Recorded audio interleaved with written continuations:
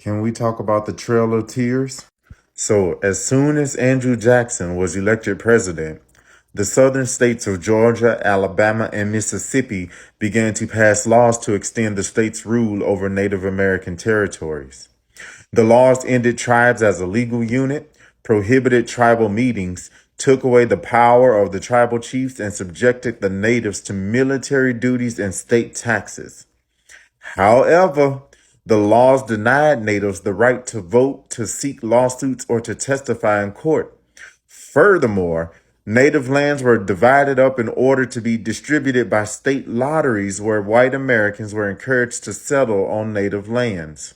Of course, this was considered illegal, but only because it defied the Indian Trade and Intercourse Act of 1802, which gave Congress, not the states, authority over tribes.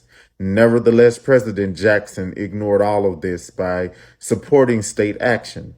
And when asked by John C. Calhoun to leave their lands in Georgia, the Cherokee responded by saying, "We beg leave to observe and to remind you that the Cherokees are not foreigners, but original inhabitants of America, and that they now inhabit and stand on the soil of their own territory, and that they cannot recognize the sovereignty of any state within the limits of their territory." When a prominent writer at the time referred to them as savages, the Cherokee responded by noting that you call us savages, but our property consists of more than 29,000 animals, more than 40 mills, 18 schools, and at least 1,500 Black enslaved persons, to say the least. Using Article 4, Section 3 of the Constitution as his foundation, Jackson would go on to sign the controversial Indian Removal Act. Not so surprisingly, this came 1 year after gold was discovered on Cherokee lands in Georgia. When all was said and done, roughly 47,000 southeastern indigenous people made the forced 800-mile march westward in what would become known as the Trail of Tears.